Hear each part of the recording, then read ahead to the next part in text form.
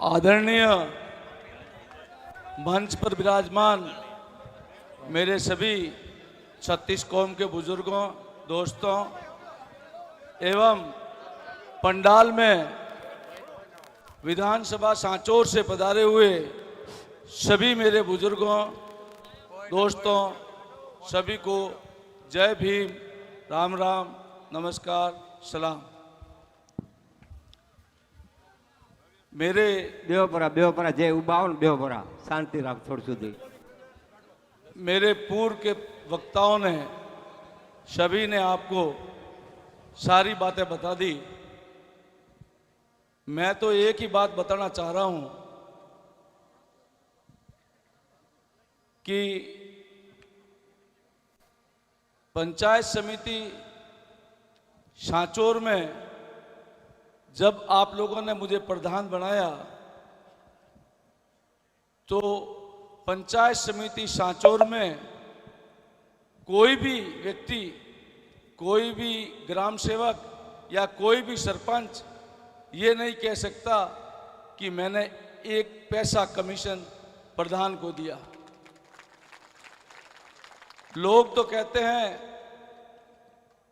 कि आज सभी डिपार्टमेंट पे भ्रष्टाचार के सिवा कोई बात नहीं है, 10 से 20% कमीशन चलता है, ऐसा सुनने में आ रहा है।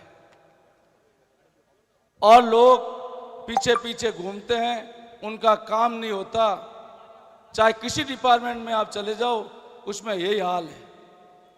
आपने देखा नर्मदा नहर के सफाई का 4 करोड़ का ठेका हुआ और बिना सफाई के पानी छोड़ दिया गया। वो पैसा कहां गया? कोई भी दल, चाहे कांग्रेस हो चाहे बीजेपी हो, वो क्यों नहीं पूछती कि ये पैसा कहां गया और क्यों नहीं सफाई हुई?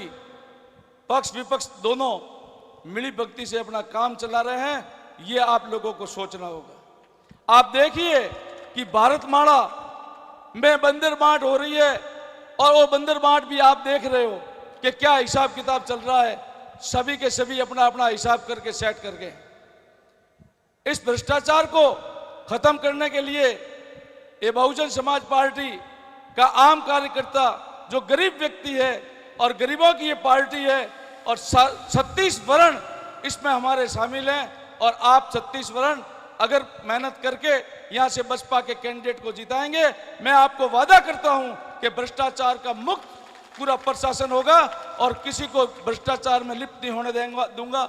यह आपको वादा कर सकता हूं। जहां तक बात है प्रशासन की, मैं आपको निवेदन करूं कि हम लोगों ने हायर सेकेंडरी स्कूल में, जैसा कि सुरेश जी ने बताया, हमने परमिशन मांगी थी और 4 दिन पहले ही मांग ली थी। और परमिशन के लिए हमारी लेटर पड़े थे नगर पालिका में और एसडीएम साहब के यहाँ। और इन्होंने मिली भक्ति से जब हमने रसीद कटाने के लिए हायर सेकेंडरी स्कूल में गए कि भाई इतने पैसे जमा कराने हैं कि काट लो, तो उन्होंने जानबूझ करके 2 घंटे पहले, क्योंकि जो रसीद काटनी थी वो रसीद उन्हीं के हाथ में थी, उन्होंने 2 घंटे में एक फर्जी नाम से रसीद काट दी कि निर्दलीय है और उसने रसीद काटी। जबकि एसडीएम साहब के पास में और नगर पालिका में कोई उसका आवेदन नहीं था। ये बात आई और उस पर वो रिजेक्ट हुई। लेकिन बदमाशी करके उन्होंने कहा कि साहब वो भी रिजेक्ट करते हैं और आपकी भी रिजेक्ट करते हैं। मैंने कलेक्टर साहब से निवेदन किया कि किस बात से हमारी रिजेक्ट हुई है, ये बताओ। तो उन्होंने कहा कि साहब स्कूल का ग्राउंड किसी को दे नहीं सकते। मैंने कहा स्कूल का ग्राउंड नहीं है, स्कूल के पास ग्राउंड है और वो आज कांग्रेस की सभा हुई है, फिर कैसे नहीं दे सकते? उनको दे सकते तो हमें कैसे नहीं दे सकते?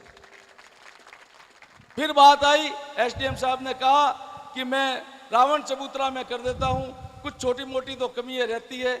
मैं कहा इस तरह कमियां नहीं रहती। खैर हम लोग इतने जिद्दी नहीं हैं। हमने कहा उल्टा बढ़िया है, हमारे तो रावण चबूतरा में जो है व्हीकल के खड़े रखने की पूरी साधन है और आप वहां दे दो, हमें कोई ऐतराज नहीं। और हमें दिया। कहने का अर्थ ये कि इस तरह से बदमाशी करने से जनता रुकने वाली नहीं है और 36 कौम आज देख रही है कि क्या बात है। मैं आपको अब ज्यादा समय नहीं लूंगा और सभी लोगों से निवेदन करूंगा कि आप लोगों के खाने का भी समय हो गया है। सिर्फ एक ही निवेदन करूंगा कि आप सभी लोग डॉक्टर शमशेर अली बन के बसपा के उम्मीदवार हाथी के निशान पर वोट देकर उसे विजयी बनाएंगे और आप एक नहीं, आप सभी दौड़ेंगे तो मुझे पूरा विश्वास है कि आप एक एक जो है 20-20, 25-25 वोट दूसरे ला सकते हो। ये आप में हिम्मत है, आप लोग दौड़ेंगे। मैं अब ज़्यादा समय नहीं लूँगा, न ज़्यादा कोई बात करना चाहता। चुनाव का समय है, उसमें ज़्यादा बात करनी नुकसानदायक होती है।